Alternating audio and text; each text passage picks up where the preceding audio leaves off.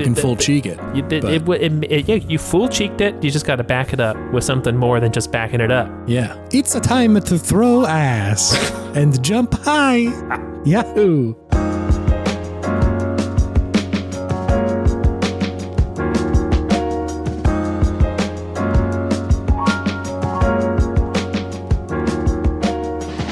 I had a vision, Chase. Okay. In my dreams, I can only assume that it was the patron saint of this podcast, Mr. Hideo Kojima himself, who came to me. Yeah. But I had a dream of an MGS musical, Chase. Oh. And I was the star. I was about to say fully within the realm of possibility. Like, there's a non-zero chance that will happen. I think you're going to have to work a little bit to get the starring role. But here's the thing. It happened at my undergraduate college in our commons. Interesting. Okay, so it was like a local musical. It was a local college production of the MGS musical, which was a hit on Broadway, obviously. Yeah. I mean, it has to be, yeah. Yeah. What do you think is the first song that they're bringing? Ooh. The first song? Yeah, I'm talking like opening number. Are we sneaking into Shadow Moses? Is that like the beginning, or are we going all the way back to Big Boss? They call it Sneaky Shadows.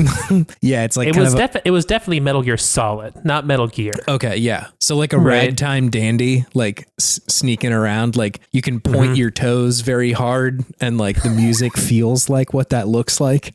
Exactly. It's got kind of a Sly Cooper-y feel to it. Yeah. A little jazzy, a little fun. And were you Snake, or was that like, is it a twist on the genre where like Snake is not the main character? Oh, no, I was Snake. Okay. I was absolutely Snake. Yeah. I was Solid Snake himself. It was very weird. I would be 100% interested in this thing. 200% interested. What about if one other detail? Yeah. Also wearing hot pants. Hot pants? Yeah. Maybe I'm misremembering what those words mean together. What is a hot pant? It's like a skin tight short shorts. Yeah. A hot pant, like a jorts, or like truly just like underwear. It was not jorts, like chubbies. Those swim trunks that came out, just like a short that's tight. I would like to not just drive by Solid Snake in jorts, because something about that feels like spiritually correct. Like, I feel like he would wear jorts. That is what Solid Snake wears on his weekends off. Yeah. He's just hanging around. He's got his Barca Lounger in his jorts, smoking his cigs. Yeah. Or his weeks on, his days on too. I feel like the jorts, the tactical jorts. Because when he was sneaking into like Honolulu or something. Right. Yeah. It's too hot. Need something breathable, made out of jeans. Yeah, that's the first thing that comes to your mind when you think of jeans is breathability. Solid Snake actually got confused when they were talking about Gene jeans. Oh, it's like, I brought my jeans. I have Big Boss. These are actually Big Boss's jeans. Big Boss also wore a lot of hot pants jorts. Yeah. Whoa. Hey, welcome to Video Game Podtimism. It's the Optimist video game variety show where two best friends talk about the wonderful world of gaming. I like scared myself because I saw it was almost 4 minutes into this and we hadn't said the name of it yet. That's important stuff. It is important. My name is Chase. And my name is David. It's I was just gonna do the intro with a Mario voice because it's Mario Day as we're recording this. Oh, it is Mario Day. It's Mario Day today, and I feel like the MGS musical is maybe a better choice.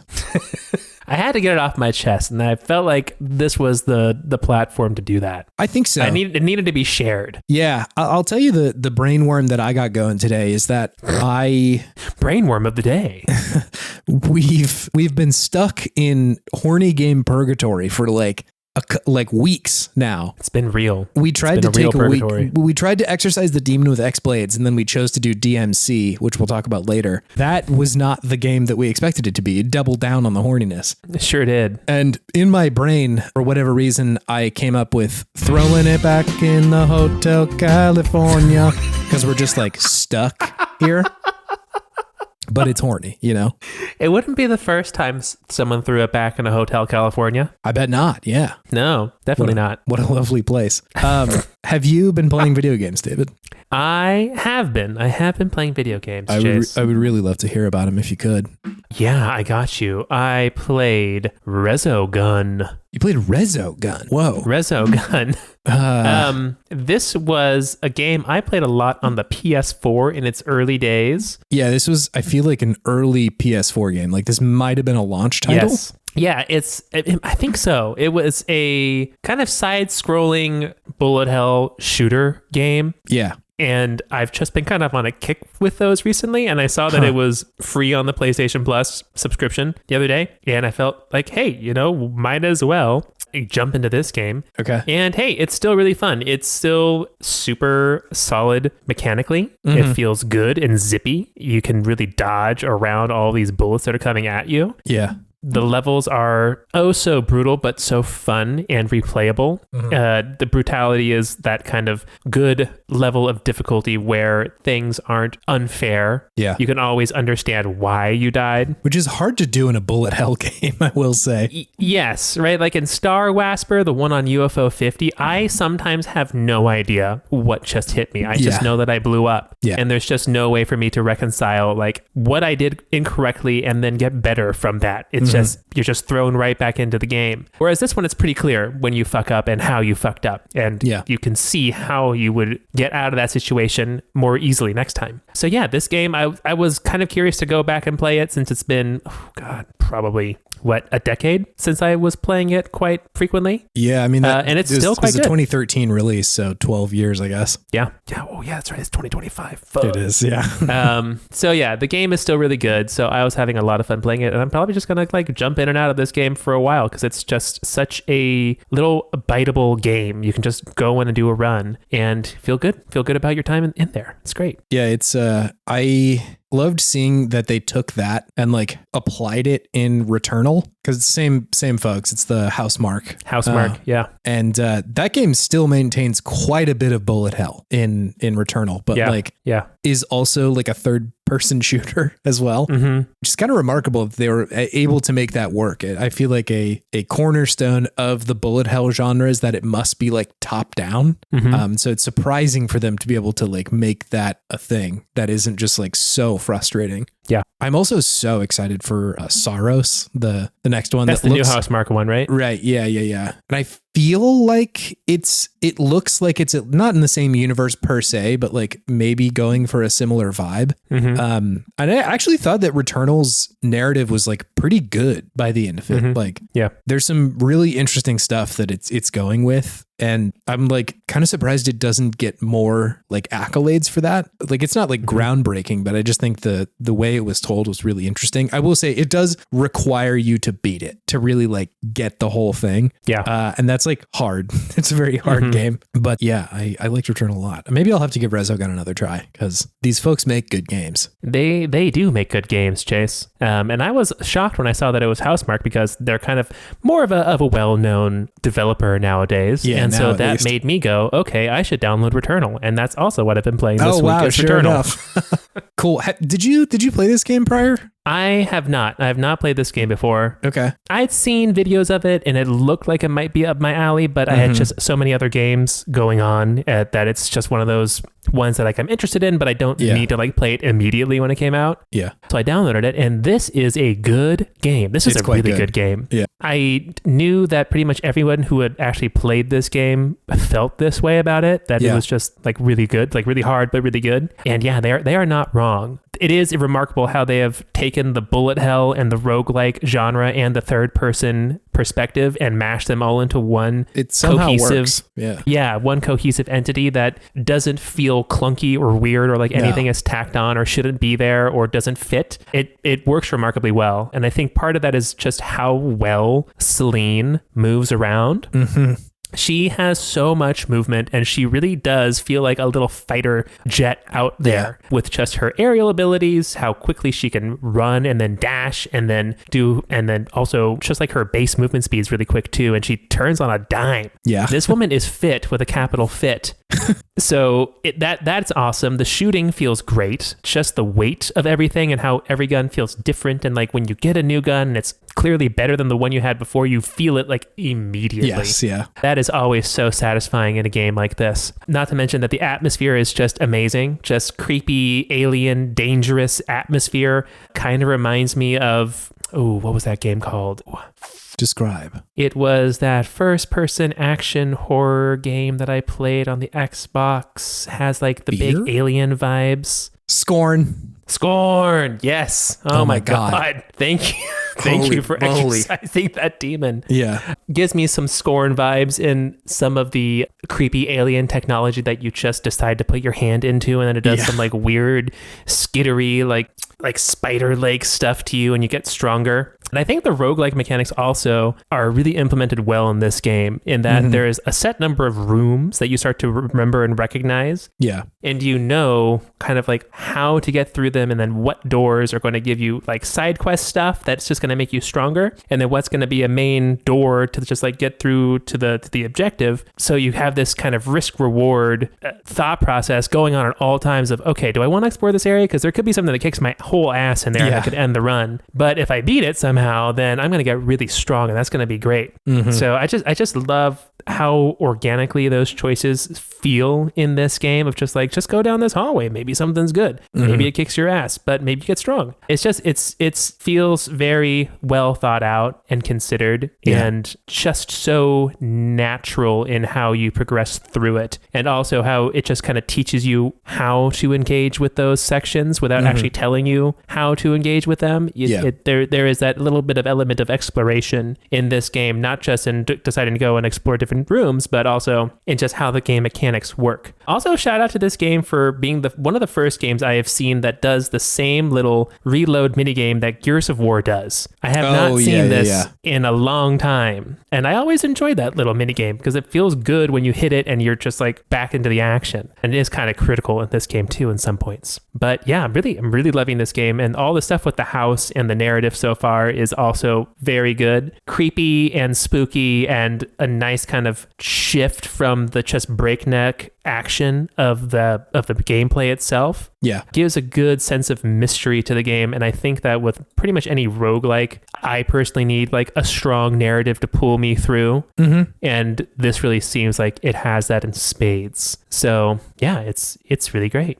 I'm having a lot more fun with this game than I thought I would. I thought I would just download it and just like go through a couple levels or do a couple runs and just like be done with it because it would just kick my ass. But I'm like, no, it's the right amount of challenge for me right now. Yeah. Sometimes there are some runs where I just completely get clobbered like 2 rooms in, and that's it. And I'm just like, okay, but then you just go right back in and it's fine. So it's towing that line of too difficult, but giving you that challenge and still feeling fair when you do get your ass kicked. Like, okay, I pushed it too much. I was being a little too greedy with trying to explore more rooms, and I just wasn't strong enough. I had a bad build. Yeah. I was in the wrong position here. I didn't shoot well enough, right? So there's always a clear reason how you died that you can rectify the next time you go through a run. Yeah, it is a hard game. It really demands a lot of you, but you can, I at least I felt like I am pretty actively getting better at this game as I play it more and more. Yeah. Which is cool. Like I'm not always the person who like wants the pure roguelike of like, there should be no changes between runs, like other than the map being procedurally generated. Yeah. Like I have to get better all on my own. I understand the satisfaction of something like that, but I do appreciate when they can hit this balance of like, I can feel myself getting better, and also like there's some stuff that I'm unlocking between runs that's like that's good as well and is helping me. Gotcha. So this would be a roguelite then, I guess. Yeah. I think technically, I actually don't remember. Are there permanent upgrades that you can get like to Celine, or is it just unlocking new weapons? Well, right now all I've seen is unlocking like abilities, like the melee attack and then the teleporters. Those are, I think, the only things. And then there's the ether that you can keep between runs as well, which lets you get better gear in your next run, right? Yes. Yeah. But that's the only stuff that really comes to mind right now. I haven't gotten any like permanent damage increases or health increases or anything like that. Yeah. I'm not sure if there is, like, if that stuff exists. I know that like they do eventually give you more like abilities that make it easier to like navigate the world. I think that also unlocks like the ability to get through those first couple biomes quicker. Yeah. But I think it is a game that is relying more on like you getting better at playing a bullet hell game.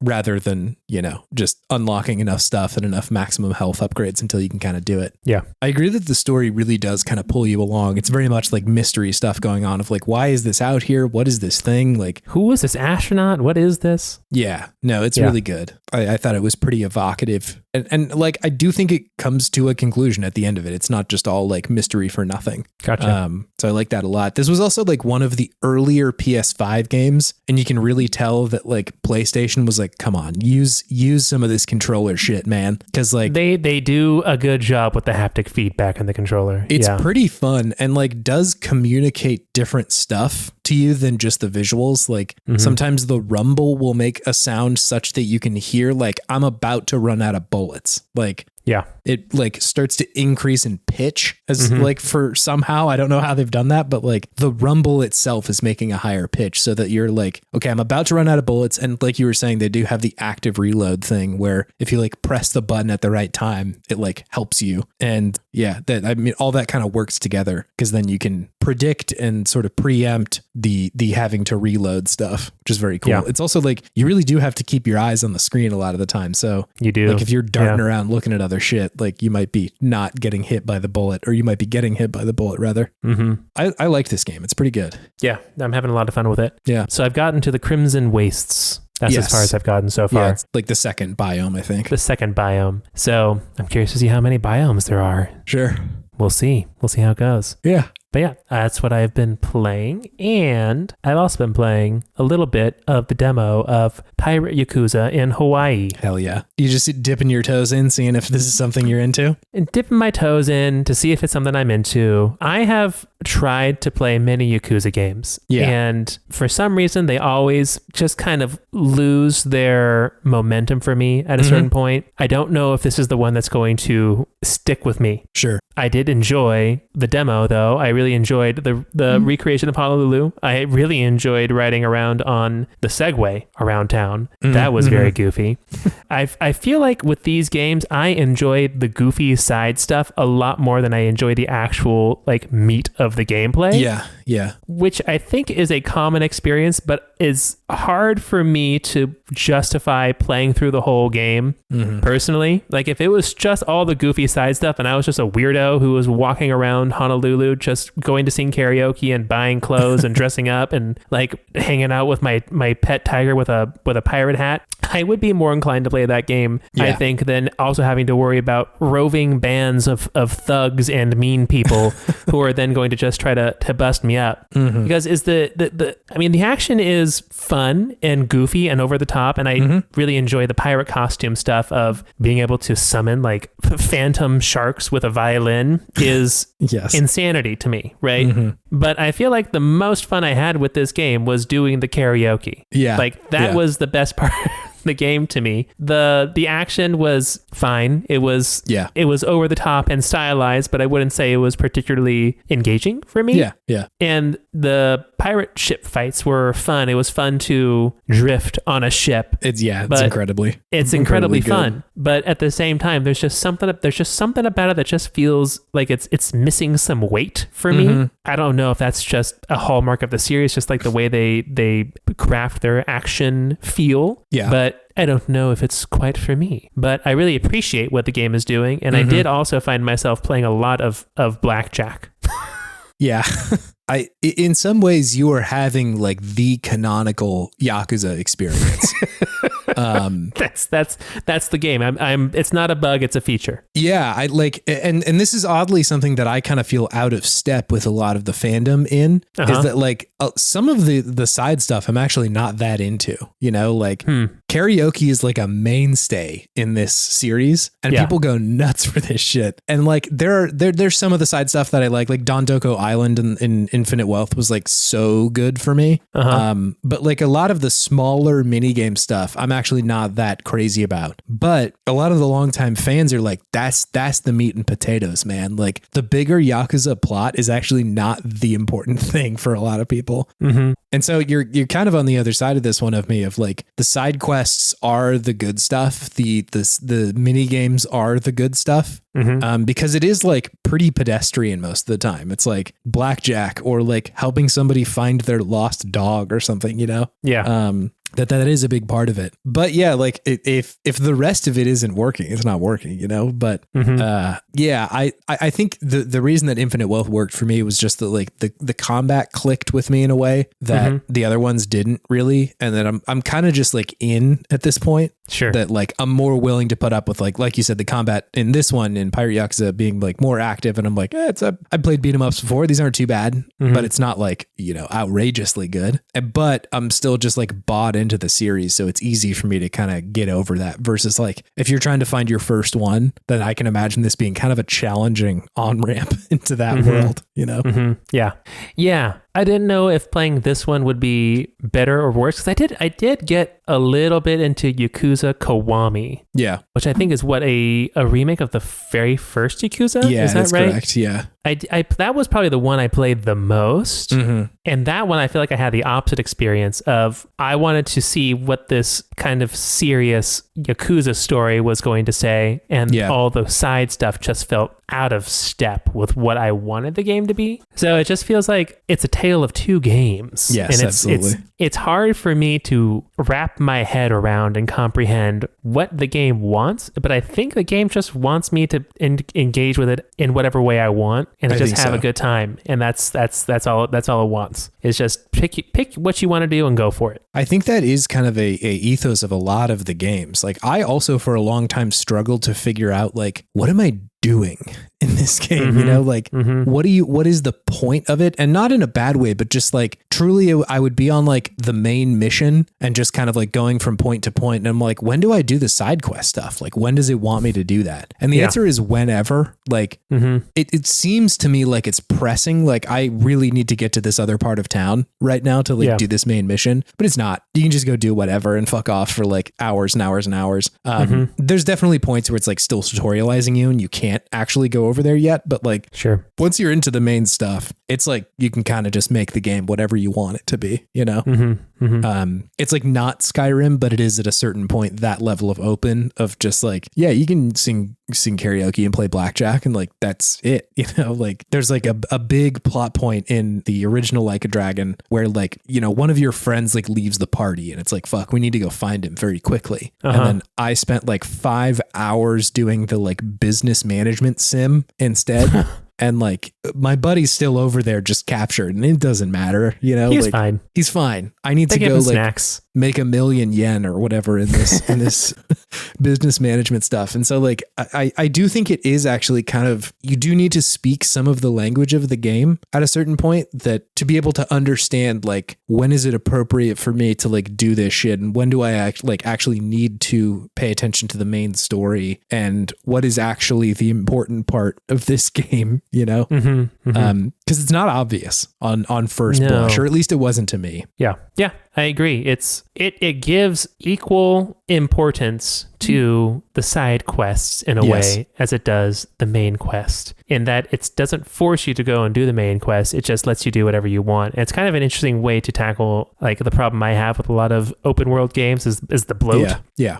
And that it just sets you free. It just says, go do whatever you feel like. Yeah. It's in a freeing way, but still giving you a lot of different choices of things to do and interact with the world. So it's a very interesting game. I might dabble around more with it, but I don't know. I don't know. There's going to be a Yakuza game that gets me one of these days. I have a feeling. I don't know if this is the one. But one thing I will say, Goro Majima has a very cool eye patch with the snake on it. Absolutely. Very good. That's a cool eye patch. And like, at least in the demo I was playing, you had a little baby tiger cub and you put a pirate hat on it. Whoa. That was so good. That was great. That was good video games right there. See, I think you're having the experience Yakuza wants you to have. Like, you're like, damn, I'm just confused by it. Eye patch, cool, and damn, that's a fun little pirate hat that I've got on this like cat. Like, yes, that you're doing it. That is the good stuff about Yakuza. I put face paint on that was like my tiger friend. Yes, because we had to match. We had to be that's buddies. Yakuza. You're doing that's Yakuza. I'm doing it. Look at me, Mom. I'm doing it. Yeah. I'm playing Yakuza. But yeah, it's fun. Goofy, irreverent, silly, and sometimes trying to be serious. It's all of the above. It's Yakuza, baby. It is very odd to compare the arc that like GTA and Yakuza have had over the years, because like I think they're both getting at similar ideas with games. Like they're both sort of gesturing at open world crime, that being a thing, but they're coming at it from such different perspectives, Mm-hmm. Yeah. that it's interesting to see that, like, essentially GTA went with breadth and size for a lot of how they iterate. And I think Yakuza went with depth and density. Sure. Like they just were like, we're going to stay in the same place for a lot of these games. Like most of them, at least the first like 5 to 6, I think, like they all take place in the same essentially part of Japan, this like fictional area that they created, but they just like do more and give you more quests and give you more places to explore. And it's like not that big as far as square footage goes. But clearly something like that is working still.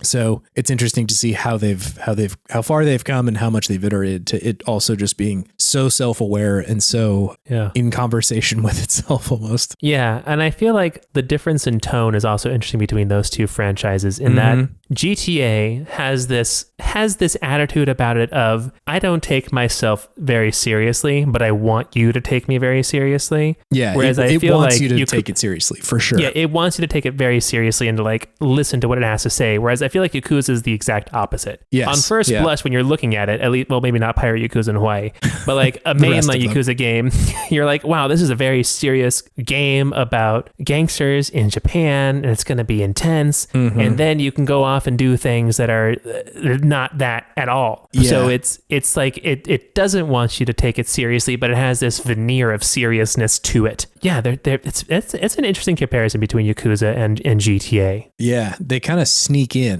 almost. They're like, hey, don't worry about it. It's not that big of a deal. Like we're a silly or like we're a serious thing, and we got silly little side quest, and then like 10 hours in, you're like, man, these characters mean a lot to me. Like these are my best friends. I don't know what I would do without them.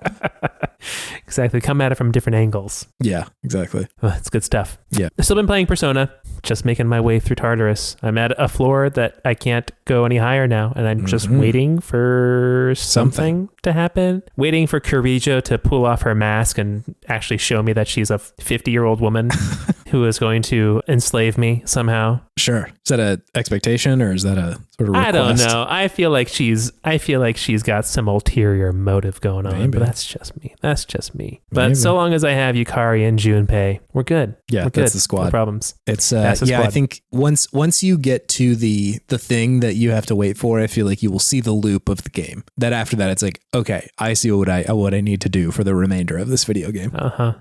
Yeah. And now it's just like I'm going around boosting my social links and studying before I go to bed. Baby. And a friend of mine just told me, or disclosed to me, I should say, his plan to try to romance a teacher at school. And I'm like, bro, what's going on? Yeah, what are you doing? Why are we doing this? Am I like, are you asking me to not tell the police about this? Is that what's going on? Yeah. I don't know if we're that close. We shared like 2 bowls of ramen and some katsu together, and I don't think I'm ready to help you commit a crime with this older woman, I should say. Yeah, I was like that. Okay, the first dated thing in this game. Yeah, it's definitely in there.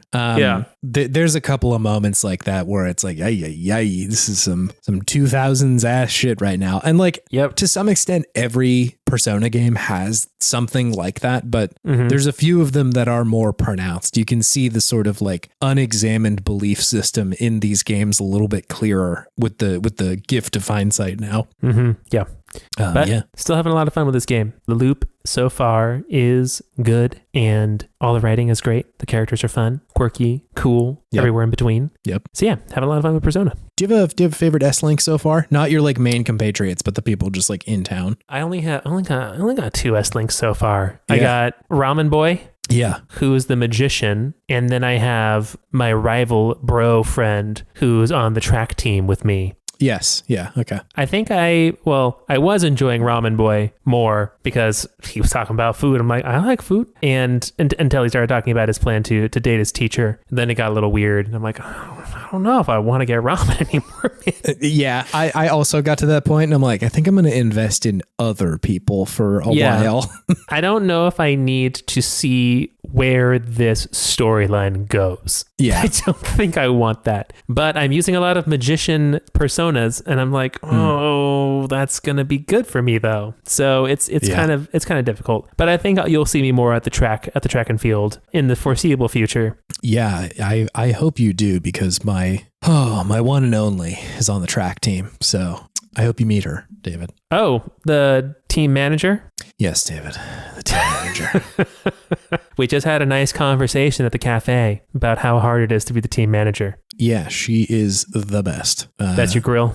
That's my grill. That's Yuko Nishiwaka. She's the best. And I will also say her voice actor is putting on a fucking clinic. She throughout the whole thing just delivers the shit out of these lines. They're all very believable for some reason. I guess just the reason being good voice acting. But yeah. Oh, I have an S link with her too. Sorry. Yeah. She's also my link. Go check it out. The S link. The S stands for sneaky. Sneaky link. Wow, David. That's nice. I was not cool. Sneaky at all with Yuko. It was just all you were very straightforward with her. Very, very boisterous with my love for Yuko. I mean, yeah, she seems like a sweet lady. Yeah, she's chill. She's great. Yeah. Anyways, that's all I've been playing this week, Chase. What have you been playing? Let's see. What do we got? I got 2 games for you, David. Would you prefer hunting or building? Ooh. I'm a builder, not a destroyer. So give me building first. Okay, sure. So I participated in a play test for a game called Little Rocket Lab last week. Oh, okay, cool. One of our listeners, Cameron, fired a sniper shot from 300 miles away and hit me in the chest with this recommendation. Okay. Cameron had essentially said hey, there's this game that I think you should play. It's in play testing mode right now. And it is a sort of farming sim game, but it's an automation game instead. And I'm yeah, that does sound like my thing.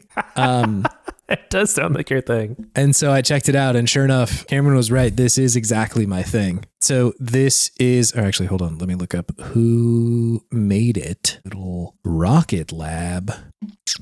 So this is made by a developer called Teenage Astronauts. And like I said, they're seemingly just doing a pretty open playtest where if you join their Discord and clicked a couple of buttons, they just sent you a key for this. It's not even a demo version. It's just a very early build that they have that they, just let you check it out. And essentially what this is I think anybody who's played a Stardew Valley or something, or any real, farming sim, anything like that, will recognize the structure of it for sure. Of I'm moving back to my old town and I need to go hang out with, I think it's the main character is aunt or great aunt or something. And it's been a long time, and I think it's 10 years since she moved away from this place.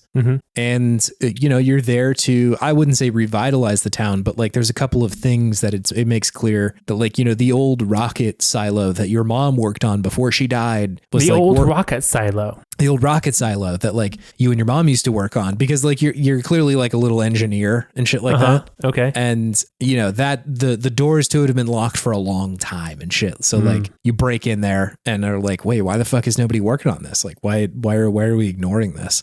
So all of that is going on, but also instead of the main mechanic being farming, the main mechanic is automation. So something like Satisfactory or Factorio would be the analog here. And yeah, so that mechanical part of it, I think for anybody who's played one of those games will be very familiar. It's you are able to initially create just belts and things that will build other things, and boxes you can belt all those things into, to the point where it's you need 10 gears to build something. It's all right, well, I'm just going to feed ore into this end of the belt roadway, and then that will go down and build it into this, smelt it into that, and then build this into that thing. Did you say smelting? I did say smelting, David. I know that got your jimmies rustled. I love to smelt. I don't know what it is, but I love the smelting. But so all of that will be, I think, pretty familiar to the automation people. But I think what this game is doing that I find very cool is that is a genre combination that I have simply not seen before. That the the automation games are so mechanically focused, and like rightfully so. You know, I think that is a genre that is like the cool thing about it is the mechanics, literally. Like it is just the automation of it all is the interesting stuff. But I kept being like, who's going to do it with something else? You know, who's going to like build the automation game that does have story? I think a lot of the time the story that you get in some of these is like, it is kind of effective to see how you can like totally transform a natural place into something that is just a factory. Like that is an interesting thing, but rarely do the games comment on that at all. Yeah. And I don't think that's actually what Little Rocket Lab is doing, but they have this other story here that is compelling and allows me to feed some of the automation stuff back into the story, right? To be like, why aren't we building the rocket? Can I build the rocket? Like, can I fix the little like robot friend that has been broken for a little while, but I used to be very close with and stuff like that? Sure. Or, you know, to rebuild the town center or unlock new like research stuff through the local university or something. That those two things just work really harmoniously with each other. So I really, really like all of that. It's also got really good onboarding. I think for people who are not super familiar with automation stuff. Onboarding. It's got great onboarding. Is this the tech bro in you coming out? I think that's a word that people use for games. Like I will say not necessarily one game, but to a genre. And maybe I'm thinking about that a lot because the other game that I played has kind of intense onboarding and like it is challenging to get into it. Yeah. But how is onboarding different than a tutorial though? I think tutorial refers to a single game, whereas onboarding might refer to like a genre or a collection of games, you know, like, okay, I need to, if I've never played a Pokemon game, I need to onboard into like Monster Collection, you know, rather than just Pokemon Ruby or something. Sure. Okay. Not to defend the tech bro word. There's no need for that. I also don't like it that it's in my vernacular. It's okay. Yeah, it is in there though. But yeah, that like I think that they do a pretty good job of tutorializing like the basics of automation and like why that's interesting. Like what you can do with that, right? Like I think Shapes is another good example of game that tutorialized pretty well because like Factorio specifically was just horrible with tutorialization. They should have written Tutorio. Were you waiting for applause? Kind of, yeah. I was kind of hoping either applause or boos. I wasn't sure, but there was like I just conjured a crowd. So like it looked like you were waiting for the. I was. I don't know what I was sort of just letting the universe steep in that one for a moment. I enjoyed it. Thank you. So yeah, I appreciate that they're like they're at least offering people who maybe haven't tried this before that like, hey, this is a cool genre that you might like. Because I'm sure that there are people who are like into the quote unquote like cozy genre that would give this a look and be like, hey, that looks interesting. I like the look of this. Like maybe I'll check that out. It's also like isometric, so it's, you know, from a fixed perspective and sort of on a grid, given that it's, you know, factory game. That's helpful for that. But a big consequence of that is that it does a little bit look like Mega Man Battle Network, which you know that works for me. You know that's a good thing for me. It sure does. Yeah, gets you going. It gets me going. I like it a lot. Mega Man Battle Network smelting. Say less. It's got all the boxes, man. If I can just kiss Garrus in this one somehow, then that'll be it. That's the holy grail. I also like the vision of tech that they have in this game, like because you are in a pretty idyllic town, like it's sort of lo-fi in its tech, but you are building like little tiny factories out there. Oh sure. And it's like kind of solar punk in that way. It's not exactly the same aesthetic, but it makes it feel like this is a harmonious part of the world that we're building here, rather than like we're transforming it and rolling coal into the native wildlife and shit like that. It's not that. Sure. So I do kind of appreciate how they're going about that. So yeah, I'm like very interested in where this game goes. You know, there's of course like I think edge cases that that are being surfaced on the Discord for the playtest, like, you know, bugs and shit like that, or, you know, visual things. I think overall the world looks just like a little bit empty. That I would love to see it filled out with just like other stuff. That's not to say like the whole world is like the area that you start in. I'm like, this looks complete, but you want like more stuff to bulldoze over for your factory. Yeah, I would like, if I'm going to destroy the ecology, I want there to be something there before. So it's like, I really want to feel the environmental devastation. Yeah. You want to know what animals you're kicking out of their natural habitat or else like, what's the point?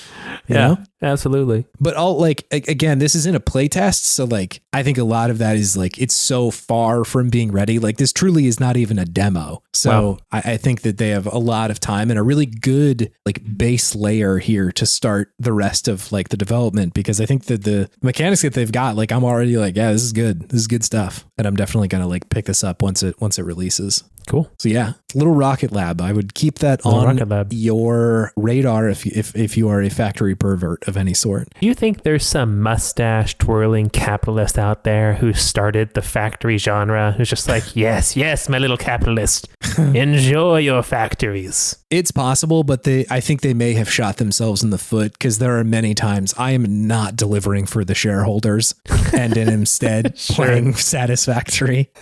You know, like joke's on you. Yeah, you've made me less efficient. So maybe, but I don't know. I think it's just for the ding boys. Just for the ding boys. Speaking of ding boys, actually two things. One, we that phrase used to be a mainstay of our podcast, ding boy, which refers to, and this is a gender neutral term, despite the fact boy is in the word, but ding boy meaning somebody who like enjoys number go up in video game, you know, like seeing yourself do a little bit more damage, or to level up and suddenly see like, ooh, my strength went up 3 points, like that being the reward for playing the ding game. Being like your neurotransmitters firing in your brain and giving you the happy feelings. Correct. Yeah. It's also what WoW referred to as leveling up, like in common vernacular for a while, like dinging. Yeah. If you leveled up, oftentimes you would say ding into the like clan chat, and people would be like, nice, congrats. Would it make a ding sound when you leveled up? Is that why they said ding? Not really, actually. For WoW specifically, it's kind of like a rumble that plays in the background. It's not like a specific like bing. It's none of that, which is odd. But yeah, that's language, baby. It don't make sense all the time. So anyway, just a little reintroduction for the people who weren't the OGs and know exactly all of our deep lore. Yes. But speaking of ding boys, I also am giving another chance to the franchise Monster Hunter, David. This is also a game similar to Yakuza. Yes. That I've tried many times and it's just never stuck for me. So Monster Hunter Wilds, is that the new one, right? Yeah. That is also true for me. There is no game franchise that I am comfortable saying like, that'll never be for me. You know, like I want to like everything. And I know that's not possible. That's not really a true thing. But with something as widespread, something as loved and as much as this series is, it's hard for me to be like, nah, that's just not it, rather than to view it as like, have I just not like gotten it yet? Sure. And I've played not that many, but like a good handful of these games. I think the first one I tried was the one on the DS, if I remember correctly, and like truly did not understand what I was doing in that one. And then have since tried a couple of the more recent releases, and I think Rise was the last one that I gave a shot to, and like liked it well enough, but wasn't like, I gotta keep playing this, you know? For anybody who like doesn't know what the series is, Monster Hunter is a game series that has been around for a while, I think. It goes back pretty far. I think PS2 era? Yeah. The first Monster Hunter was on PS2. It came out in 2004. And like 20 years. Yeah, it's kind of a big series at this point, and like sells quite well. Like this is not an indie series by any measure. Nope. But it's like essentially like a role-playing game where you play like some variety of a hunter and you go out and fight monsters and collect stuff from them. Like that is mostly in every single one of these games. Yeah. And for a long time, I think that either there was a big manual that I didn't read, or that the expectation was that like you will come here and just like run through these mechanics until you understand them. Yeah. It's also very commonly a multiplayer game. So like it's kind of expected that you will be playing with people.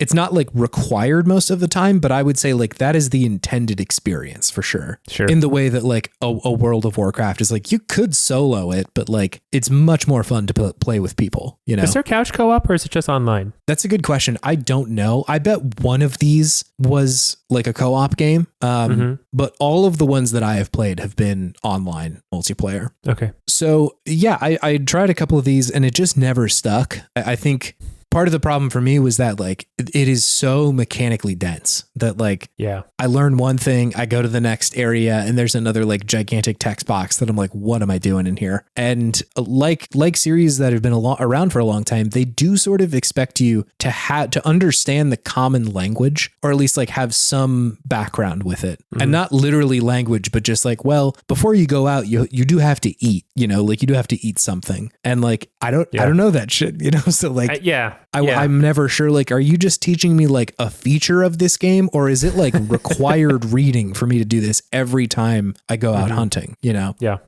Or just the mere understanding that like when you fight a monster, it's gonna take a fucking minute to kill them, you know, it's like a big deal. It takes a long time. And so like the first couple times I was playing Rise, I was like, I must be not doing enough damage. Like I must not have equipped something or like gotten enough upgrades, or maybe I didn't eat the right thing, because like this is taking fucking forever. And like that's just part of the game. It's part of the game that like the monster that you're hunting takes a long time to kill them. And like, you know, they don't give you health bars, so like you can't see like, am I doing very much damage, or like is it normal? Because I think like even going into like Dark Souls or something like that, if I'm doing like so little damage, I'm like, I probably shouldn't be here, you know, like I need to at least be doing like a little bit. Whereas like with this, like you'll be there just beating the shit out of a monster for like 5 minutes, and then the monster's like, yo, fuck this, and then just runs away. And I'm like, did I do it? Like what happened?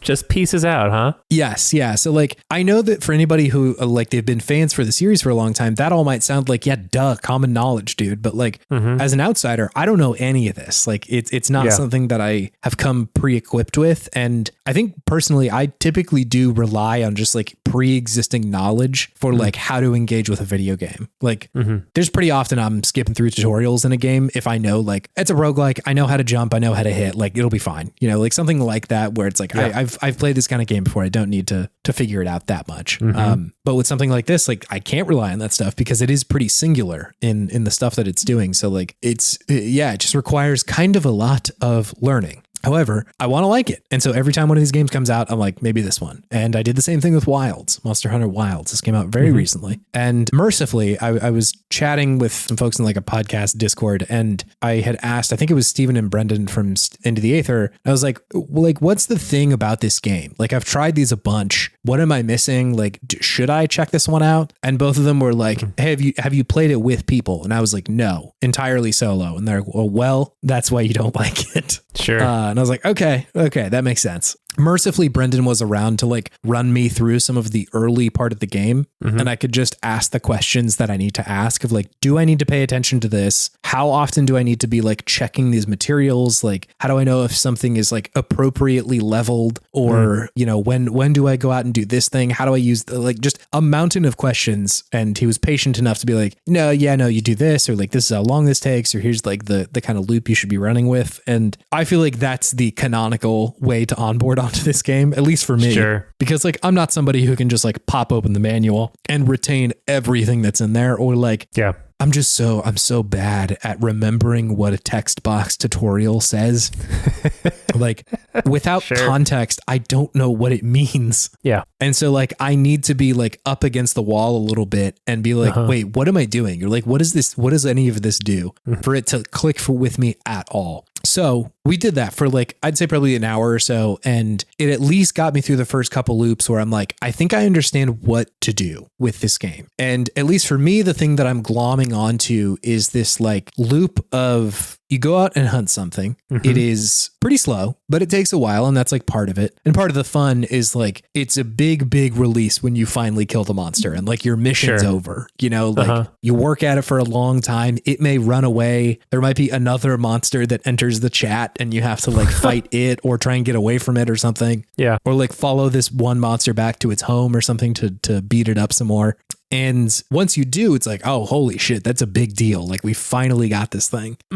And from there, that like allows you to go back to camp and just like, you know, upgrade shit, build new weapons, build new armor, use the resources that you got from the hunt to do a bunch of cool shit. And the thing that's really working for me is that like the major hunts that you go on, they all have like parts that you can collect from the monster, like, you know, the carapace of this spider or like the stinger from this bee thing. And all of those, or at least the major ones that I've encountered, they all generate like unique weapons or unique armor. And that is extremely compelling to me because I'll come back and be like, oh, wow, like the big spider thing has like a paralyzing effect that I can build into this like sword that looks like a like dueling like rapier that like is very like a fencing thin. Sword almost. Yes, yeah, fencing sword. And that just looks sick. Like the visual of it honestly is very compelling. Absolutely. Or like, you know, you come back and you beat up like a boar or something like that. And you know, you can build him into these big sturdy shoulder pads and it's like, oh shit, like that looks very cool. You wear your kills. Exactly. Yeah. And so there's like this visual hook that they've got that's rewarding you for having hunted at all. And that like works great for me. I don't know if I was just like not doing that in the other games very well, but like, sure. Or if they've somehow changed the loop to the point where like you're getting more of those quicker. I don't know, but that works for me really well. And so like that part of the loop, I think is great. It's also like, I really like in this game where you see a list of ingredients that you need to like build something like a new shield or whatever. And it's like, I've got most of the major stuff, but I'm missing like one thing. And then like being able to just like turn around and walk out of camp and be like, all right, I'm going to go find some bones or something. And then like going out and finding it, it's really fun. A, because that's just like, it kind of gives you a little sense of adventure, but also it calls to mind that the fun parts of Pokemon where you're like, I need to go find this one specific shithead in a cave and catch him because like that's the Pokemon I need, you know? Yeah. That is what will complete my team. Yes. Yeah. And so like that part of it is very fun because you can just go and find it and get it, you know, like that's, it's nice in a way that like, again, I keep making the comparison to WoW, but I think there is a lot of parallels between these games. It's like similar because you oftentimes have to go like find crafting materials and stuff like way out in some weird spot, but it's like incredibly satisfying once you do. That's all really good. Brendan also described it as like a hangout game, and that is certainly a compelling argument for this game. I think like for a long time, Halo has been that for like our friend group. Sure. That like, you know, just hanging out and shooting dudes, like that's the activity. But I totally get how Monster Hunter would do that too. Cause like there are plenty of points in the fights where it's like, you're just kind of dodge rolling and hitting and that's enough, you know? Yeah. Like you don't need to be that engaged. And so it leaves you a little bit more time to be like, oh, so what's going on? You know, like that kind of thing. Just like that too. You have to say it that way. What's up, dude? How's your Wednesday? Yeah. What are your feelings right now, bro? What's going on in your head? How's your walk with self-actualization, dude? Do you want to get? I don't know if I enjoy this, man. Do you want to get in touch with your feelings a little bit? Like drop into your body, you know? The self-actualized bro. Take some deep breaths into your nose, out through your mouth, and just like feel your emotions, you know? He found inner peace in the pipeline. It's important to process your feelings so they don't come out sideways. But that was pretty good. Thank you. And so like, yeah, I just think that I understand why it's working. And I'm currently like, I'm in the gear group, the gear loop grind right now. And I can see why it is compelling from that direction. Yeah. I am definitely not in the part of the game that is very challenging though. Like I'm in the part where it's like they've got a bit of a campaign of like, we go into this, you know, there's like explorers or something and they're flying over some area that they thought was like fully abandoned, but like there's definitely people living there. It's like a desert essentially. And you know, you go there and try and make contact with the locals and like figure out what's happening and, you know, all this sort of shit. Yeah. And I like, to be frank, I am not paying that much attention to the narrative. Like I've heard from pretty much nobody who's reviewed it that like the story is the good part. Nobody has said that. Sure. And so like, it's just kind of slowing me down. And the thing that I want to do is be fighting. And so I'm just kind of skipping through most of this dialogue, which I've heard is a fine approach for this series. I mean, this is classic shut butt behavior. It is. Yeah, it absolutely is. I was a big dialogue skipper when I was younger. Yeah. And like, that doesn't always work. I will say it's a spice that you have to carefully apply to the dish. Because sometimes like Monster Hunter, it allows me to play more of the game that I like. However, in other situations, it destroys my understanding of the story and what to do next and all sorts of things. So, you gotta be careful with it. You can miss some important things. So I was like looking up reviews for this, and I have seen a lot of like big Monster Hunter heads like be a little bit bummed out about this game. I think that if I'm not mistaken, a lot of the frustration is that a lot of the edges have been sanded off in a way. And I think that some of the friction in Monster Hunter is part of the point. And, from the other side of enjoying FromSoft, I understand like that game is also a lesson in friction and what can be satisfying when it is challenging. But I have come to appreciate all those things. And I speak the language that FromSoft wants me to speak, That's another game series that took me a couple running starts for me to be like, okay, this is the one that I get and love now. And from there, I can play any of them because it's like, I get it. I know what they're doing and I'm speaking their language. But with Monster Hunter, I've never been able to get there. And so this one is kind of the one, but it does sound like for people who are like huge fans of it, that they're not as big of fans of that specific thing. Interesting. They also introduced a like wound system for the monsters where like every now and then, if you like hit a leg enough, you'll be able to like hold L2 and see like, oh, there's a wound over there. And then you can go and like stab it or something, which like temporarily kind of knocks the monster over or like around or something so that you can do more damage to them essentially. I love that. I really like that. It's very satisfying every now and then to be like, oh shit, there's a bunch of wounds on its leg. Like, let me go do that and kind of hit him, but I've also heard that like, again, longtime fans might be a little bit disappointed with that because it's different. And I think takes away a little bit from like the grind of it all and just being able to like hit it enough. But for an outsider, I'm like, yeah, I like that. That's cool. And I will say, to me, it's still challenging. Like I'm still having a hard time. I suspect that like the part of the game where it gets really hard is the very end. Because from what I understand, once you finish the campaign, it's like, all right, dog. It's like now we're in high gear zone. It's time to really play Monster Hunter.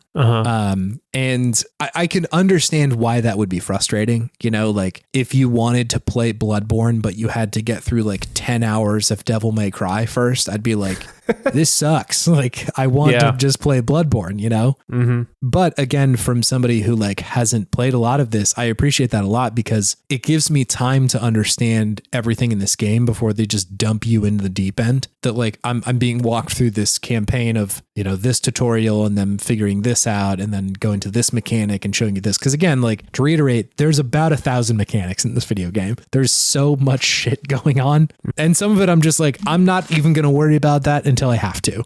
And I know that Piper will come when I get to the high level shit. But for now, I'm like really enjoying them kind of like babying me a little bit. So I'm still finding it plenty challenging, but I totally can see how if you are a longtime fan and know exactly what this is doing, it might feel like baby mode or like this is not what I come to this series for. And I know that's a delicate balance that they've had to hit because this series has been around for 20 years, and I'm always frustrated in Pokemon games where I'm like, you don't need to teach me how to catch a Pokemon. You simply don't need to do it. I know. I've known maybe they do, but I understand why the tutorial is in there. Yeah.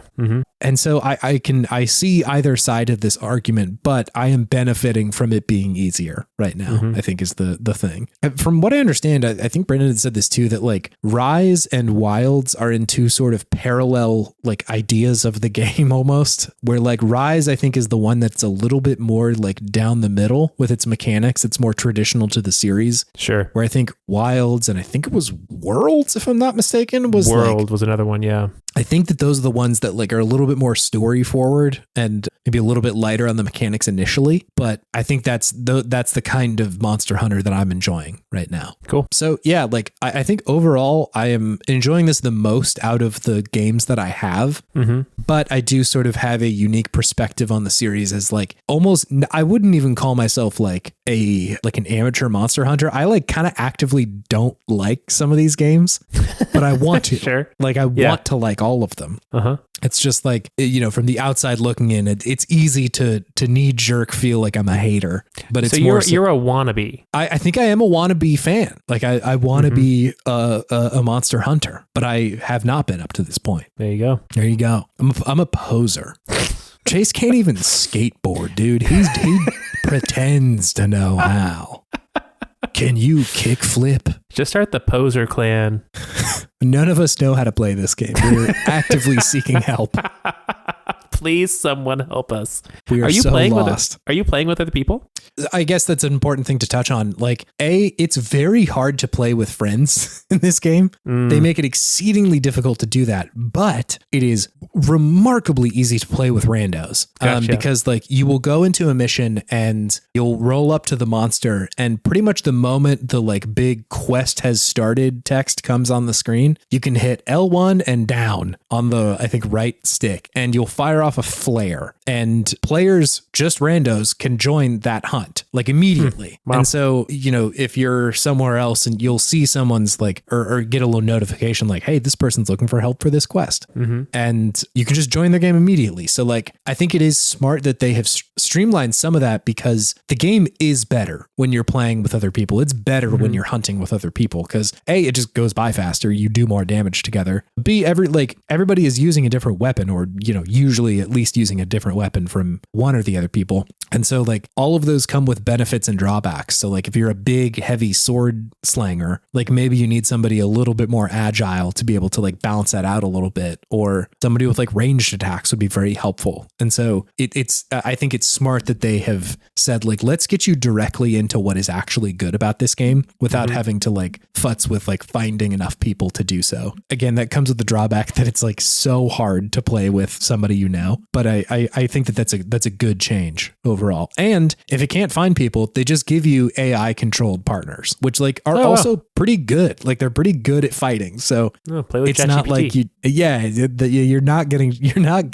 DeepSeek's Monster Hunter brand. It's like actually pretty good players. So yeah, that works pretty well. So I think that they really are emphasizing like, this is a game you should play in a squad of probably people, and if not, just, you know, computers, which also works fine. Just more damage dealers. Yeah. It is a game that is intended to be played in a squad. So like more damage, more items. Somebody can take the heat off you if you're taking too much damage or whatever. It's great. Like it definitely works better as a multiplayer game, which is just like, I think I've got a instinct to not like that. I think a game that forces me to play multiplayer other than like an arena shooter or something, I'm like, I don't know if that's for me, you know? Yeah. And I think that's just years of playing with chuds online, but like obviously multiplayer has come a long way since then, and it's not all that. True. And so far, like, you know, I haven't had any terrible experiences with the community. Like, it's not like I get in there and they're like, what's your build, bro? Can you even kickflip?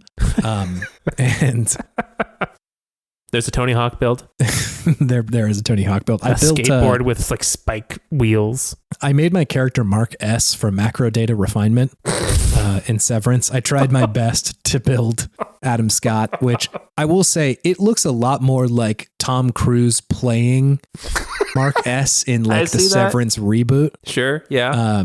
It doesn't look perfect, but still, I did name him Mark S. So who's your cat? You make a cat too, don't you? Yeah, I made my Palico's name is Woe. WOE. That's for all you Severance heads out there.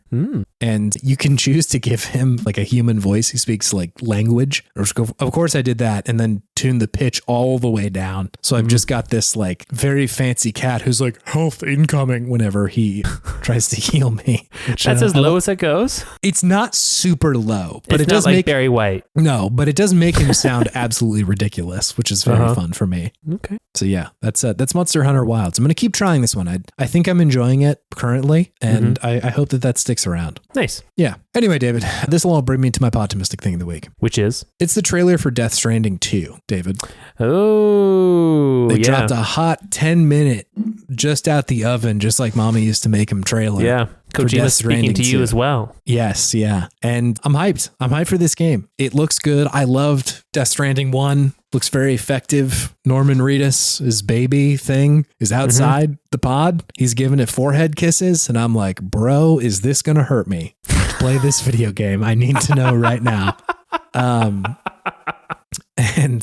I think it's going to hit at a real interesting time because it's coming out at the beginning of June. And so like, yeah, for reasons I haven't said on the pod, but it's going to hit a little different. Wow. Yeah. So I'm just thrilled about this. It looks so fucking over the top and just like unfiltered Kojima. And like, I know that there is a darker side to the sort of auteur interpretation of video games, but like, I just love that they let this man go wacky and wet and wild on this shit. And there's a character named Tomorrow in the game. Like, yeah, dude. Yes. Cool. That's cool. I want that. Yeah, it's really good. So yeah, I'm thrilled about it. I can't wait to play this fucking video game. Did they show any like hot new gameplay of him walking over some new terrain? They did. He was walking around in the video game. Nice. And there's also a man that puts on a bandana, and I'm like, man, that looks like it's definitely not Snake, but I can see Hideo being like, I might have something to say about Snake, and I'm like, yeah, dude, let's get in this. Voiced by Havid Dater. Havid Dater. Do you have something fueling your sense of optimism, David?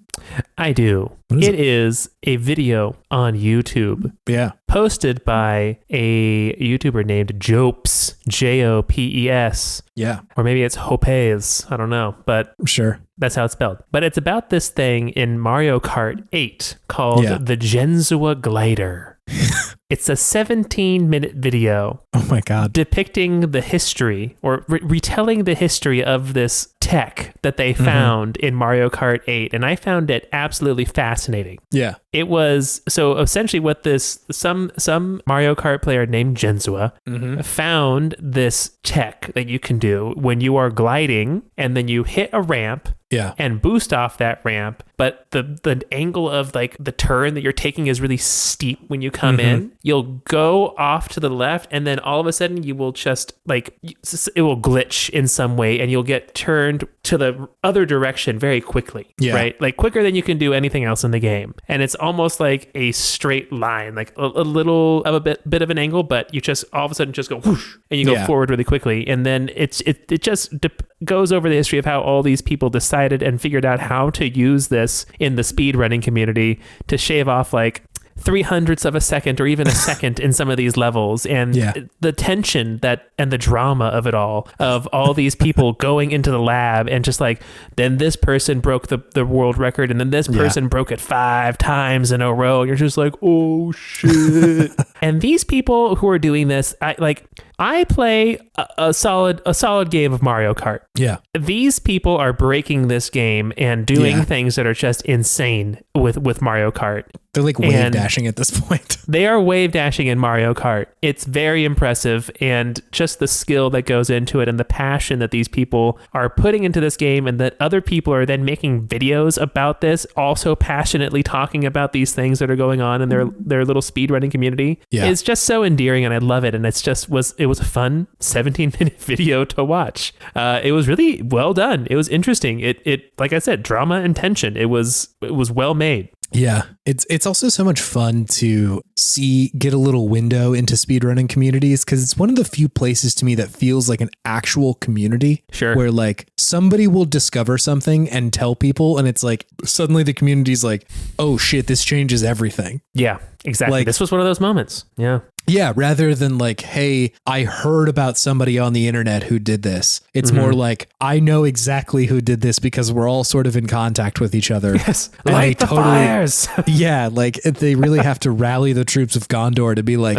we got to tell everybody, you know? Yes, absolutely. Yeah, so it was a beautiful video. It was great. I really enjoyed it. Yeah, it's amazing. I'm watching it now just kind of like without sound in the background, and like they really are torquing the goddamn Mario Kart. Like the thing goes fully horizontal. Vertical. It only works. It only works when you use both the tilt controls and the analog stick controls, because that gives you like a little bit extra momentum or angle when you're in the glider. Yeah. And then you just hit that ramp, you boost, you go, and then all of a sudden you just get smashed in the other direction quickly. Yeah. And it looks like the game is trying to keep the person in the stage by like, and they're like forcibly going off the edge. I don't know if this is actually how it works, but that's what it looks like to me. They're like forcibly trying to get them back on the stage, and then going with that momentum, like really can whip you around a corner pretty quick. Really quick. really quick. And then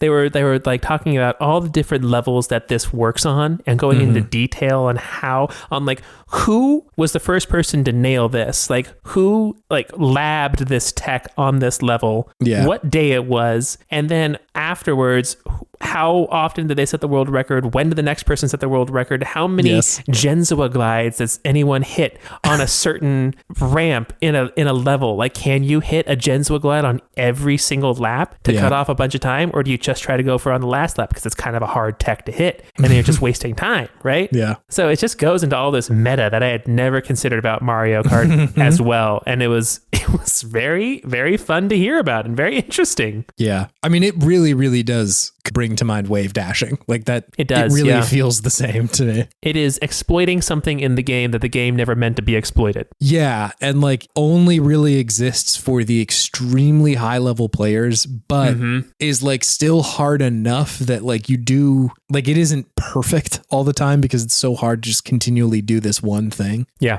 I mean, I'm sure people will like totally get this down eventually, but yeah, that's pretty remarkable. Yeah, it came out 8 days ago. So this is like it's a recent video. I don't know how long ago the Genzua glider tech was discovered, but the video itself. I think it's a 2021. Okay, yeah, so a while ago. Damn, that's very fun. Our kids are all going to be Genzua gliding. Also shouts out to like just somebody documenting that who like, you know, right? I have the insight into this community and this was a fun story that we went through. You know?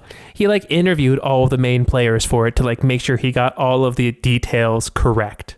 Damn, like actual hard-hitting investigative journalism. Yeah, like he was like, okay, this person said it, and then like an hour later, this guy took it, and then at like the next day, this guy set like 3 in a row, and it was just like when it hit the community, people just went nuts and just started breaking world records all over the place. It was really fun. Yeah, it's amazing. Yeah. Anyway, hey, do you want to move on to our main thing, Boone? Only if we Genzua glide there. Okay, we're gonna shave about a second off. We're like 3/100ths of a second. Yeah. All right, I'll see you there.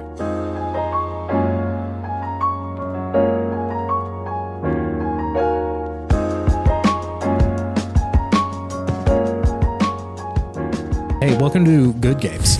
Almost said the name of our podcast again. We're starting over. Starting from the top. Over. We're doing it again. Pulled the eject cord. We had to try it again. We didn't like the MGS musical upon second viewing. No, that was a weird open. A weird open. We're gonna do the Mario open this time. Welcome to Good Games. It is a segment where we talk about the okayest games of yesteryear and gosh, all the things that we love about them. And related, last week we had sort of mentioned, hey, X-Blades kind of reminds us of DMC, the Devil May Cry series. And we'd remembered that we got suggested to play the 2013 reboot of Devil May Cry. And we're like, you know what? Why don't we do that? Because I was kind of in the mood for like a slasher sort of beat 'em up game after X-Blades, because I'm like, I haven't played one of those in quite a while. It's been a minute.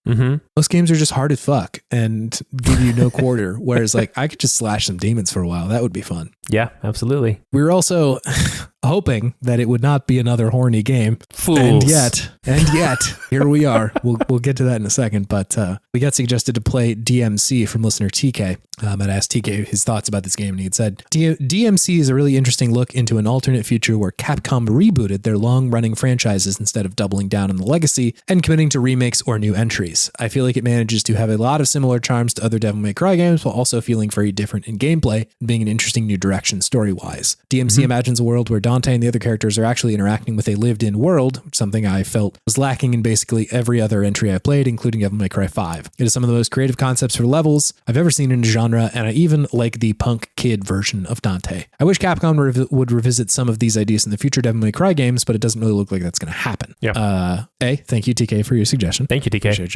you. So like for anybody who doesn't know, like this is essentially a reboot to Devil May Cry, which was a hack and slash series, not even hack and slash, it's like a beat 'em up kind of game. Yeah. That had been going on for like, I think like 10 years at that point. Like the first DMC was quite a while ago. Yeah. Early and I will PS2, say it was right? it was early PS2. And I think it's also like pretty beloved. Like people really liked Devil May Cry. And like for good reason. Like, did you play those games when they came out when you were I played the first one. It did not stick with me personally. So I didn't really play 1, 2, or 3, which I think are the ones that came out before this one. 4 was also out prior to 4 was also out? Okay, there you go. I didn't really play it, no. Yeah, and you had played 5 last year, if I remember correctly, or maybe the year before. I did. Before that. I played 5, 1 or 2 years ago, and I really enjoyed it. Yeah. I played 1 when it came out and liked it a lot. I think just like the style of it was pretty undeniable. And like they really made the sort of beat 'em up hack and slash stuff feel really good. It felt great in a way that was it was deeper than just like literally just hit them. You know, like there's a lot of depth to these games. And so like, I think that was obvious the first time you booted up. 2 was pretty bad. It's widely regarded as like the bad one, but I think 3 and 4 kind of kicked it back up to like, all right, let's actually like do this right. And then, you know, lo and behold, they rebooted it with DMC, which, how about some hot stats, huh? Let's hear it. Hot stats. Okay, so DMC, Devil May Cry, came out on PS3 and Xbox 360 on January 15th of 2013. This was made by Ninja Theory, who you will recognize from probably Hellblade, Senua's Sacrifice, also Heavenly Sword, and also Enslaved Odyssey to the West, which... I love that. Yeah, Enslaved is good. That's a good fucking video game. Yeah, that's a good game. Heavenly Sword was kind of hit or miss, but like they were really going for it. I feel like in that game, I can't say it was perfect, but there was a lot there, and clearly, like you know, Hellblade is beloved. So Ninja Theory at this point, I feel like is quite a bit more established than they were at that time. Yes, I will also say that Alex Garland helped write this game, who is the the writer on 28 Days Later, Sunshine, Dread, Ex Machina, Civil War, Annihilation. Like he also directed a couple of those, so like he's a kind of a big name in the movie industry now. Dang. It's very bizarre for him to be like writing a Devil May Cry game. I mean, I thought the lore was pretty good, so it was interesting. Yeah, like I didn't hate a lot of it. I do have a review from Jeux Video, a outlet out of France, and I've taken their review. I ran it through Google Translate a number of times, one language into another, to get an artist's interpretation of what they had to say, which I'll read for you now, David. Let's hear it. Devil Can Cry still has issues, but there's still a lot of hope after the reboot. The game is fun, has great graphics, and is easy to understand, but do not recommend. Between bad art, bad visuals, weak art, and overly repetitive visuals, Ninja Idea feels like it's been too long between new releases, even if the content is good. But this feeling is best experienced in the PC, with improved graphics, 60 frames per minute, and twice as fast loading times as consoles. And they gave that a 16 out of 20. 60 frames per minute. Just laser fast. I'm pretty sure that is what my PS3 was doing when Mehrunes Dagon came out in Oblivion. Yeah. Man, yeah, exactly. That was like the tale of two reviews. It started off pretty positive, and all of a sudden it's like, no, fuck this game. Yeah, they decided to reboot the review mid-review. They're like, we're going with an edgier version. We're going to DMC now. this review. Let's go. What's DMC, Dave? How do you play this game? DMC, Devil May Cry, is a reboot of the Devil May Cry franchise, which is a third-person action game with an emphasis on combos with your sword and your guns that you have. You play as Dante, who is a Devil May Care young man, and with a sordid history and lineage that you slowly unravel throughout the game.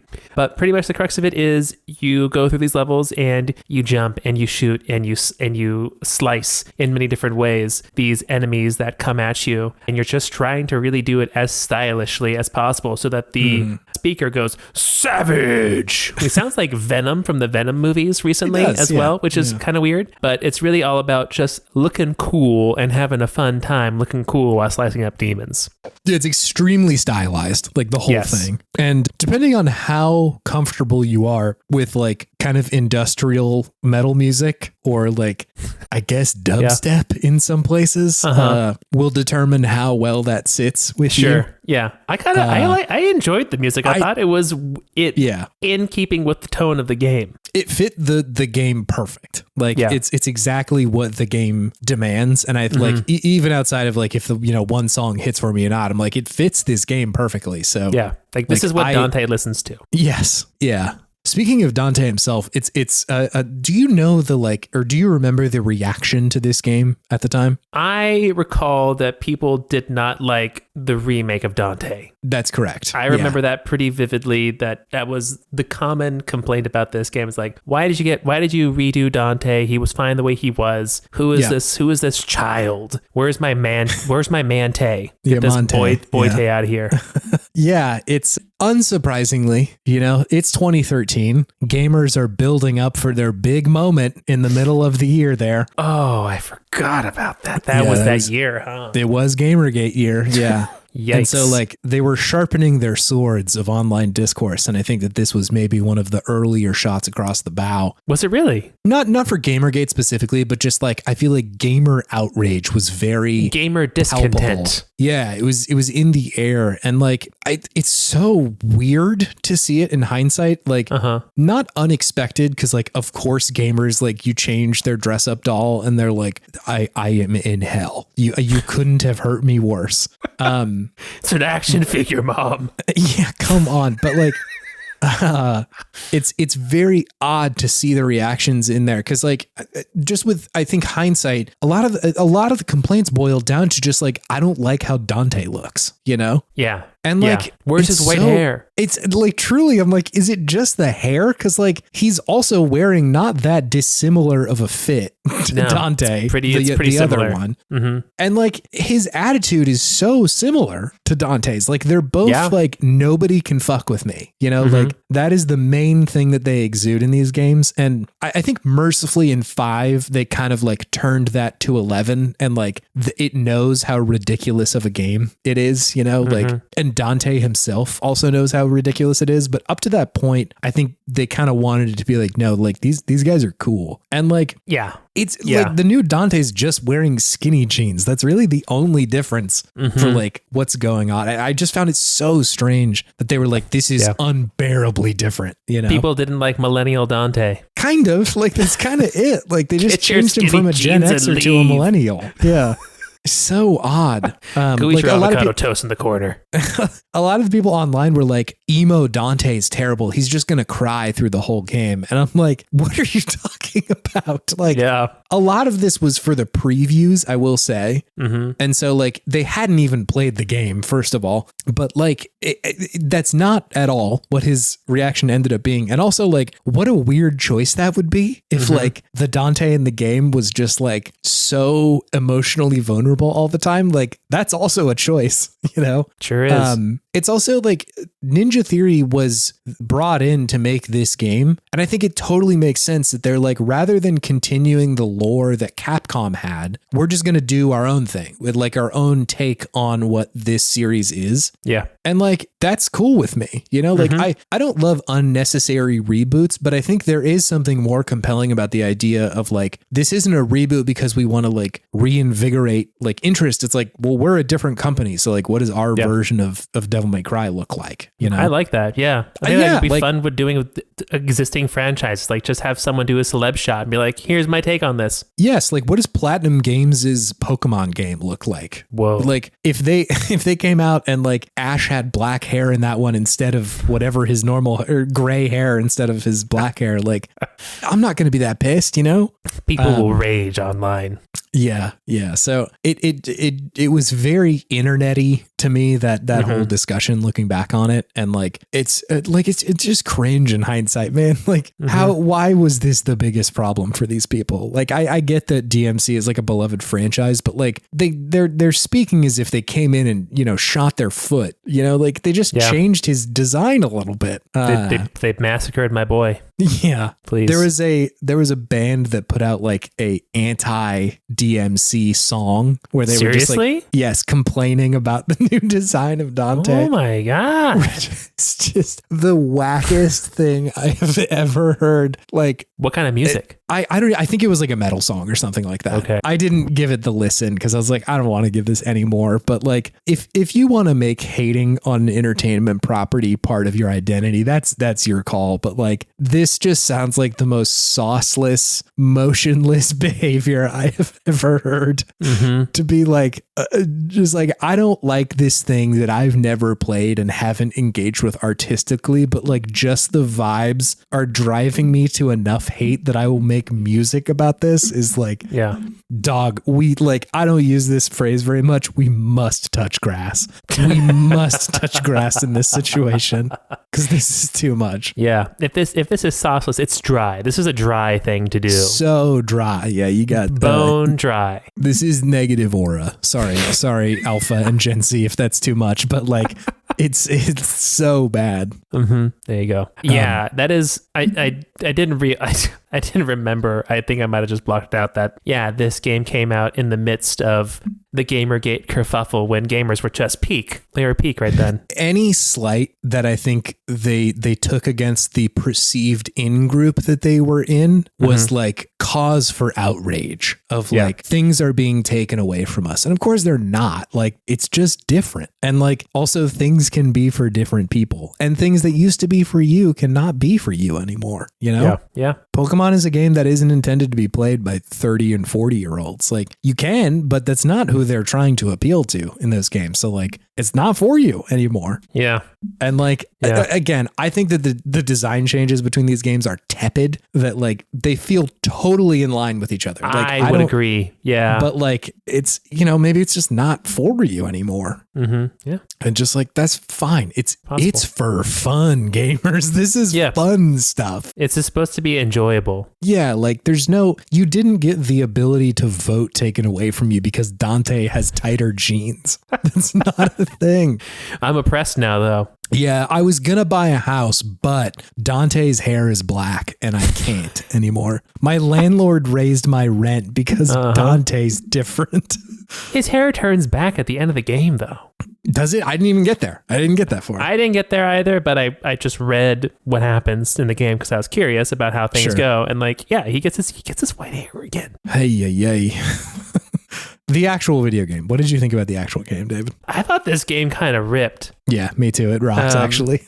Yeah, it was really good. It was way better than I thought it was going to be because it was so panned when it first came out, right? Yeah. That I just thought, okay, this game is not good. I shouldn't even like give it the time of day. It was a reboot and they just messed it up. Oh well, Devil May Cry makes another misstep in its history of like having a couple missteps in other games too. Yeah. Let's see how they bounce back. So my expectations were very low for this game going in. Yeah. And just from the get-go, just like the graphics, the music, just the absolute slickness of the controls and how good it feels just to move Dante around and hit these combos that are somewhat hard to do, but also very easy to do and very stylish and fun, and just the amount of different movement options you get. And then you start unlocking all the different weapons that just combo into each other seamlessly by just pressing buttons, which is,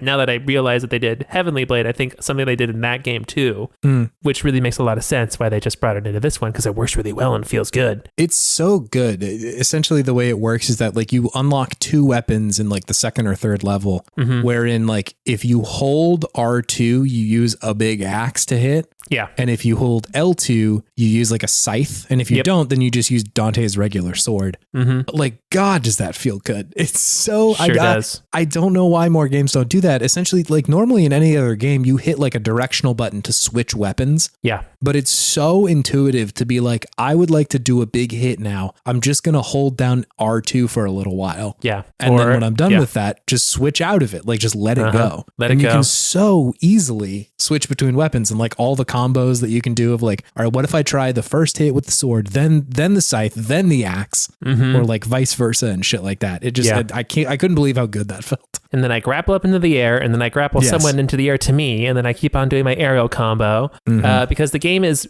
rewarding you for doing different moves, because that's how you improve your style points, right? Yes, yeah. So it really wants you to experiment and do different things constantly. Otherwise, you get, a bad grade. And you got to hear Venom say savage. It feels good to hear him say that. It feels good, yeah. So yeah, it's a very deeply satisfying combat system that they have developed for this game. And the levels are awesome too. They are so stylized and just chock full of detail everywhere you look. There's good little hidden pathways and, power-ups or Easter eggs to find everywhere, or challenges as well. So at every level, while it is a linear path forward, there's these smaller branching paths that make it feel so much more engaging and interesting to explore. And I really enjoyed that first like carnival and limbo level, because oftentimes in this game you get pulled into limbo, which is essentially like the hell world. And it's just like a fucked up version of the real world, but in a very stylized Devil May Cry way. So it's like, I don't even know how to explain it, like a fucked up circus almost.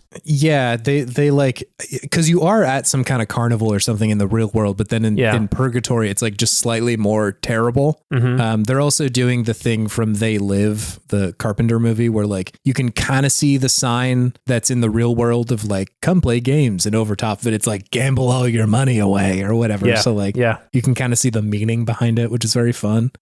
But it's like, I mean, it's red and there's demons in it and stuff. So it's like, it's hell world. It's fun. Yeah. So that was great. Yeah. I will say I also had that perception that people didn't like it. And I will say that like the critical reviews are much higher than I remember them being. I agree. I thought it was more like in the 7s, but it seems like people gave it like high 8, low 9. Yeah. For the most part, it's like a lot of people gave it like couple 9s, couple 8s. And like, again, numbers aren't everything, but like I thought it was like bad.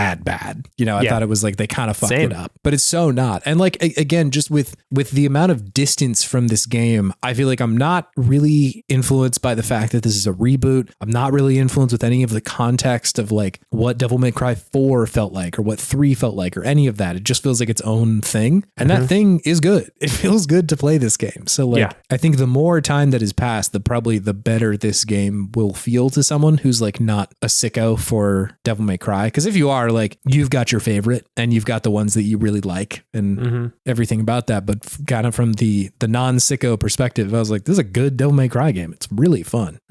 Yeah. I think the only thing that doesn't quite land is kind of the sophomoric humor and tone. Oh, yeah, for sure. in the game, because we alluded to the fact that this game might actually be hornier than X-Blades. Yeah, in a different way. It's odd. I was going to say that I think X-Blades, the marketing is egregious and I think exploitative. Yeah, it's for the player. The horniness is for the player specifically. Yeah, whereas in this game, I feel like they were trying to go for like this stylized version of Dante that just didn't land well enough and just made it sort of it just seems ridiculous. Yeah, it's like, over the top. The beginning scene where Kat, this medium who is working with you throughout the game, visits Dante and he opens the door butt naked and she just looks at him, mouth ajar, and the camera perspective is from between his legs from behind him. Yeah, is ridiculous. It's over the top. And it's like, over the top. I think it's like Infinite Wealth does a similar gag and like it's funny. It's played for laughs. And I think that this one like wants you to laugh, but also wants you to be like, yeah, dude. Yeah, exactly. Cool. His hog's out. I know. If it was just going complete farce, this could hit pretty good. Which it's close because like he jumps away and jumps into his tank top and jeans after that, which like that's funny. That's with a piece of pizza going in front of his junk, so you don't ever see anything. Which was good, which I enjoyed. Funny, yes. But at the same time, there is still this self-seriousness to the character that I feel undermines their ability to make fun of him at the same time. So it feels like kind of with something like this, you can't toe the line down the middle. You have to choose like pretty explicitly what camp you're going into. And I felt like that was just the one thing that I'm like, man, if they had just changed that or made like a more firm decision in one way or the other, they could have nailed this even more than they did. Yeah. 5 gets this balance much better. Like 5 knows how ridiculous it is. And like, it's serious in points, but like Dante straight up does like a dance in in 5, you know, like puts on a cowboy hat and there's like a spotlight that shines down on him and shit. So like that stuff is everywhere in the game. It's great. And it's great. All the better for it, right? Yeah. Yeah, exactly. I think like there's definitely a lot more like sexualization in this game. And I think it almost, to me, it read like this world is kind of like, this isn't something I believe, but like more sinful, you know, like sure, it's covered in gambling and lust and greed and shit like that. You know, like it's just a world that is okay with that being more out in the open. Well, canonically, the demons are like in control of humanity in this world, and they're like using these things to control them. So I guess I can see how that would make sense. Yeah. Yeah. And so like there is an explanation for it, and it does feel like this is happening in the place that Dante exists in. It's not like just for the player to oogle at. Yes, X-Blades. But I think you are X-Blades, but I think you are supposed to see Dante as like kind of a hypersexual guy, you know, like the object of many people's desires. And like, again, 5 just gets that better. Like, a lot of those characters in that game are just hot and they know it. And that's really it. You know, like, they know how attractive they are, but like the game doesn't need to reinforce that with like, look at how many women he's getting with or whatever, you know? It feels like Dante really wants to make it be known how desirable he is. Yes. Put it in the newspaper that I'm so hot and cool and like definitely hook up with people. And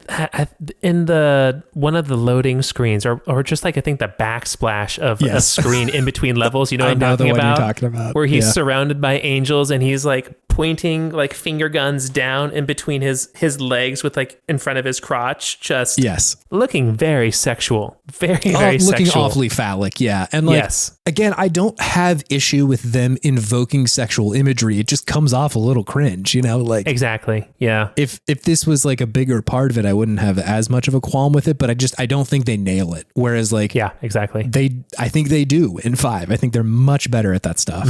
They could nail it. They learn their lesson, although it's Ninja Theory and not Capcom. I think that there's definitely lessons that Capcom could have taken from, or like it probably did take from this game though, you know, like especially from somebody who's like seeing it from an outside perspective of like what worked about that one and what could we adapt into 5. Yeah. That would actually work very well. I have a question for you. Yeah. Do you think somebody at id played this game and they're like, industrial metal and hell go really well together? I mean, I think 3 years later, Doom comes out. True. I think the fact of the matter is that's not an invention; it's a discovery kind of thing. Of like they discovered the truth, which is that metal and hell go together very well. And you know, Doom 1 definitely was like the sound intentionally trying to sound like Metallica. Sure. While they were playing through it, I mean, it sounds like a metal riff. All that's like that could be on any Metallica album.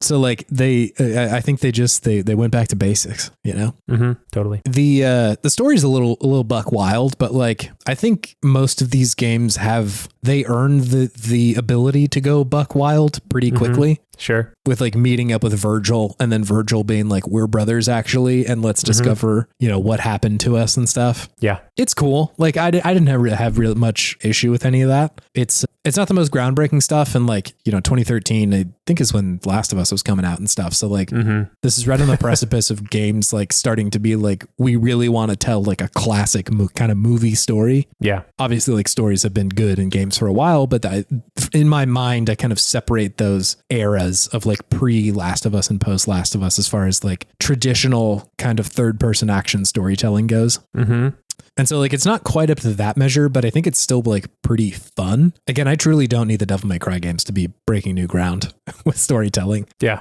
But I was like compelled. I wanted to see what was going on. Yeah. I think it was a fun reimagining of the lore.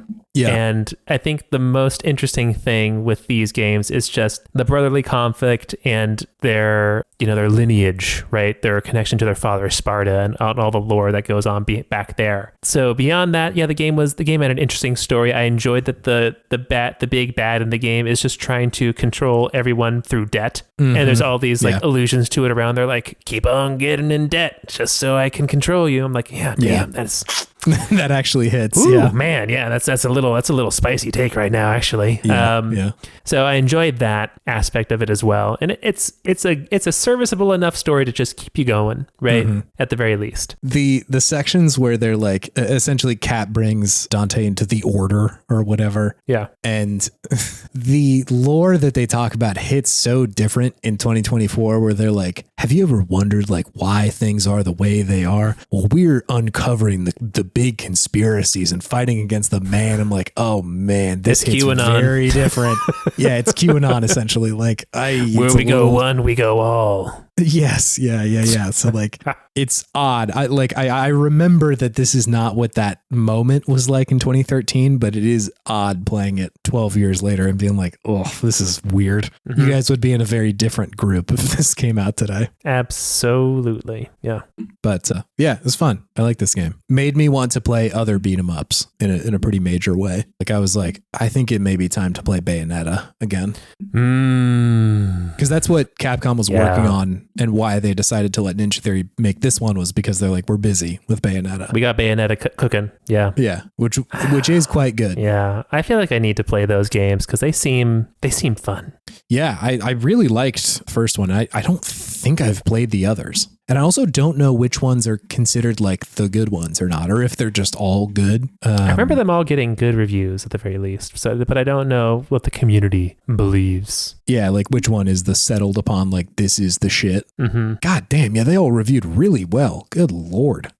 Like I did not remember this, but yeah, like both 1, 2, and 3 all have like really high reviews. Nice. Interesting. All right. Well, maybe see that sometime soon in the future. Bayonetta collection, they have that, don't they? It's like a bundle. There's one on Switch that has 1 and 2 in it. That's what I'm thinking about. Yeah. Okay. All right. We'll see. Good to know. Anything else about DMC, dude? No, I thoroughly enjoyed this. Don't let internet trolls control your opinions on things. Rob you of a good video Rob game. you of joy, which is really all they want to do. They sure do. And I'm not going to let them today for this one. Not today. Thank you, TK, for suggesting this one. Yeah, thank you, TK.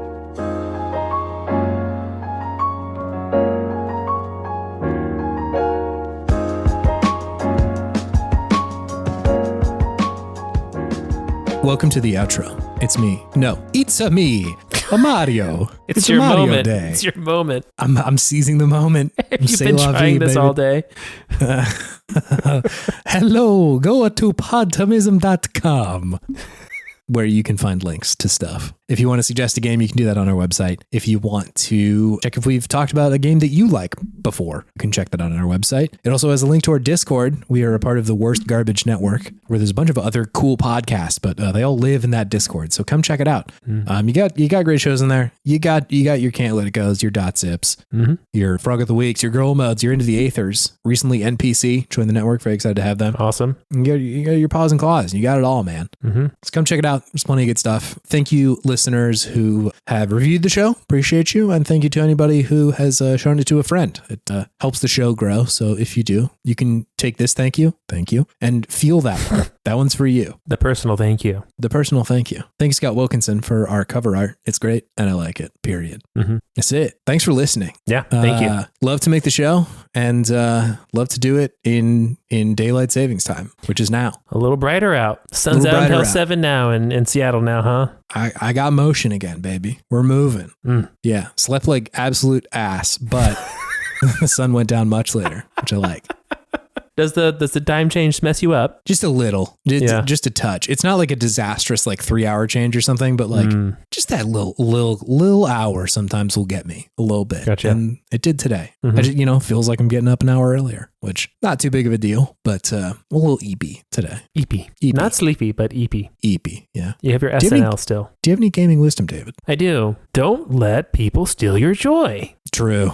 Too true, man. They want to. They want to very badly. To steal your joy. People will have opinions online. They will write very impassioned pleas with their vitriol and their anger, and they'll be sounding very convincing. But you can't believe it until you try it for yourself. So don't let them poison the well, baby. Fight for your joy. You've earned it. You deserve it. All right. Don't let someone take it. Damn. Looking at you, 2013 gamers. God, I put gamers in parentheses parentheses there, air quotes, because you aren't real gamers. You don't love games. You don't stand. Yeah, no, you just like this weird little dress-up toy that makes you feel good. You like being in a club and like keeping other people out. That sucks. That sucks. I like video games. I like jumping as Mario. We are not the same. I'm built different. I'm built different. You're not in my club. Fuck you. No, dude. I press A, I jump, I go, yeah, man, that's video games. Yeah, exactly. You go, they changed Dante's hair. I'm going to make a YouTube video about it. Yes, I'm going to call my fancy British friend, and he will make a YouTube video about it in his convincing British accent. And it's going to fuck us all over. It's going to fuck us all over. Yeah. Don't let him steal your joy. That's actually like, that's good shit. That's just good shit. It's good shit. Also, jumping off from last week a little bit, if you're going to have your cheeks out, have something else of substance to back it up with. Like Dante. Like this game's combat system. True, yeah. You can full cheek it. You full cheeked it. You just got to back it up with something more than just backing it up. Yeah. It's a time to throw ass and jump high. Yahoo. We'll see you next week, everybody. Yeah, see ya. Bye. Bye.